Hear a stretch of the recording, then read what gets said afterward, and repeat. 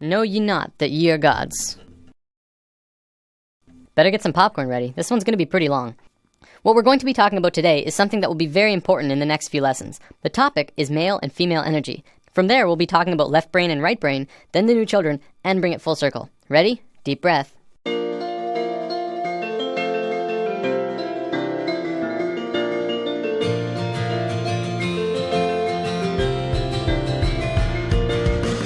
A few weeks ago, we touched upon chakras and how they're at the source of what's affecting your internal systems. What we didn't talk about was the energy flowing within them. Now, there's lots of kinds of energy through and around all of us, and that'll be a future topic later on. Today, I want to talk about two specific energies that can be expressed through this image. The energy that flows here is male and female energy. Male energy is focused, and female energy is creative and random.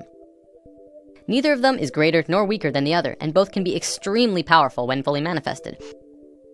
Female energy is the land of unbridled possibilities, creative potential, and affecting the universe from within. Focused male energy takes direct roads from point A to point B. This energy can be as strong as a tank, accomplishing tasks and going where it needs to go with precision and without distraction. The important thing to know about this energy isn't how they move. I'm going to use some super basic sacred geometry to demonstrate this.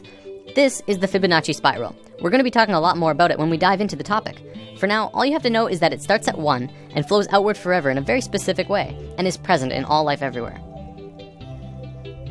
As male energy flows through the spiral, it goes from base point to point, from here to here, to here to here. It doesn't curve, it just goes straight where it needs to be. Female energy, however, would flow in the actual spiral. It would go around, going in and around outside all of the lines, but still getting to the same or similar results. This is the graphic representation of how it flows, but it also acts in the same way. From this understanding, you can see how we use these energies in our lives. It's the difference between driving straight to work and being on schedule all the time, and taking the scenic route because it's a more pleasant ride, even if it means being late. It's baking a cake strictly by what it says in the cookbook, and putting it together with what just feels right. It's getting that promotion for working the hardest, and getting that promotion for coming up with the best ideas. Here's a relatable example. It's the difference between Inception and Sucker Punch. Both about dreams, but one of them being the masculine story of professional men just doing their no-nonsense work, trying to get the job done, and the other being the feminine story that was creative and random and, according to many, didn't make much sense. Both male and female energy, like the chakras, have their own traits. Male energy is linear, analytical, strategic, and practical. However, when male energy is constricted, it is very blundering and confrontational, and what tends to occur is not seeing all sides of a situation, or not being open to any other possibility other than the one being pursued. You can see a lot of that in today's society. Most commonly, we call it being closed-minded. Female energy, on the other hand, moves in curves. It does not stay inside the lines. It is creativity and movement and expression and emotion. It can do anything and go anywhere, but it has trouble sticking to schedule. If constricted, it can get out of its flow, running rampant between emotions and mood swings and ideas. The creativity could get jumbled and come out as an out-of-control mess. We don't have this widespread issue in today's society, and it has a lot to do with our brain hemispheres. We're going to look at that in a moment. One big difference between the two is that male energy looks at parts and female energy looks at wholes. Before I go on, I want to make this clear. Male and female energy has very little to do with sexual orientation. Like, it's in the mix, but it's not a fundamental part of the energy itself.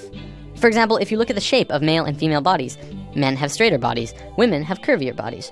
We'll probably come back to this in a lesson down the road. Okay, brain hemispheres. We have 2 of them, and if you remember what you learned in grade 10 biology, this will be familiar. The left brain is the male energy side of the brain. It is orderly, statistical, logical, and mathematical. It sees things in straight lines, rational and practical. The right brain is the female energy side of the brain. It is our creative side, a free spirit. It is passion and experience of taste and feeling, movement and art. As is the same with the energy, the left brain cannot make sense out of the right brain. You cannot put feelings and expressions within boxes. They must be felt to be truly experienced. The right brain, too, cannot make sense about how the left brain understands things. Okay, so as a species, we are primarily left-brained. Well, incredibly left-brained. This basically means that, as a species, we essentially have a male energy imbalance. There is way too much of it. It is dominant and is constricting on the female side of the brain. Now, don't get me wrong, this isn't a bad thing. In fact, it's kind of a blessing in disguise, but we have to talk about some other things first. So, there's nothing wrong with our female energy. We're just not really using it to potential. Our male energy is really messed up, and that's why we're where we are right now.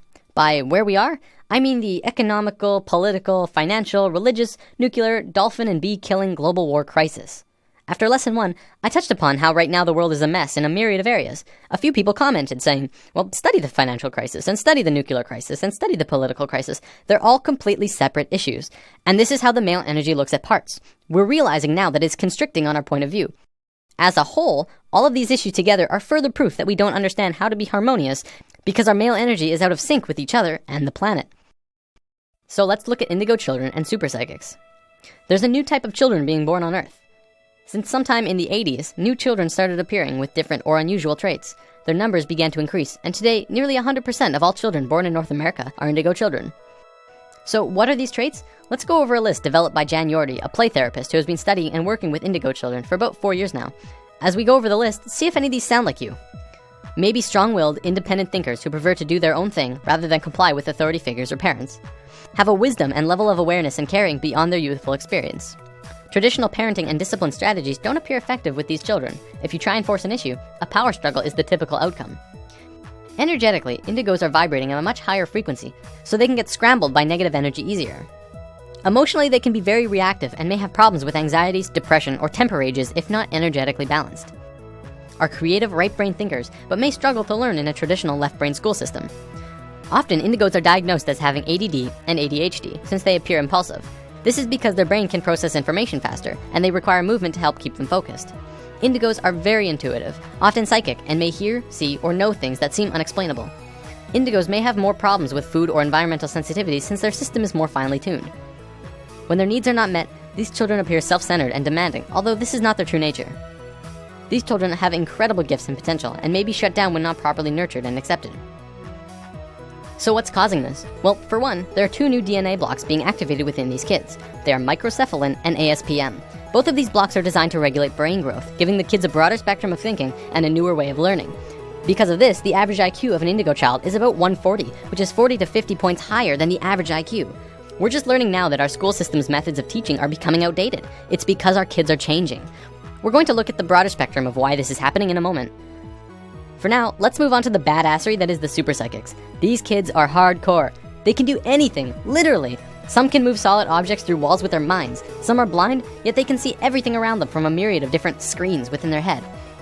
There are some who can look at a person and know absolutely everything about a person just from looking at them, including when they'll die.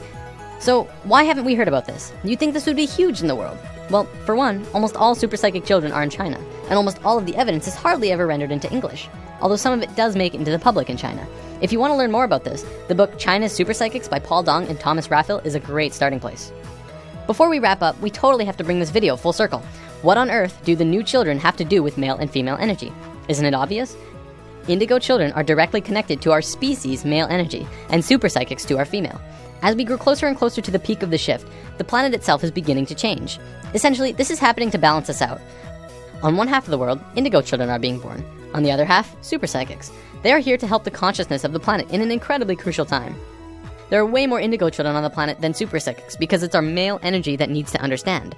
It's through the indigo children and their new way of thinking which is affecting the consciousness of the planet, putting us back onto the harmonious path. As we just learned, to understand things, it takes 2 to tango. You cannot only understand something by reading about it. You need both sides of the brain to click.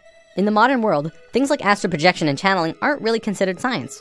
One of them is exploring different realms outside of the body, and one is communicating with beings of higher consciousness. And yet, because we can only seem to measure it from experience, it doesn't qualify to be legitimate. Because of this left brain constriction, we have lost a major part of what life is about.